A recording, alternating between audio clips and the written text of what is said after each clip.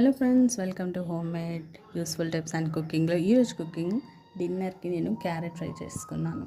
సరే, ఇందులోకైతే ఆయిల్ ఎక్కువనే పడుతుంది ఫ్రెండ్స్, ఎందుకంటే దీన్ని మోస్ట్లీ మనం ఆయిల్లో మాత్రమే దీన్ని ఉడికించుకొని చేసుకుంటే దీనిలో ఉన్న స్వీట్నెస్ చాలా శాతం తగ్గుతుంది. సో అండ్ టేస్ట్ కూడా మీరు రెడ్ చిల్లీ పౌడర్ కంటే గ్రీన్ చిల్లీస్ ఇవ్వండి, ఇలా నిలువుగా కట్ చేసుకొని అడ్డంగా కట్ చేసుకున్నట్టయితే మీకు టేస్ట్ అనేది మంచిగా వస్తుంది, ఈవెన్గా వస్తుంది. ఇవి రోటీలకు కానీ రైస్లోకి కానీ సైడ్ డిష్ కొద్దిగా పప్పు వేసుకొని చేసుకుంటే సూపర్గా పిల్లలు కానీ మీరు కానీ చాలా తింటారు. క్యారెట్స్ హెల్తీ కదా, సో మీరు కూడా ట్రై చేసేయండి.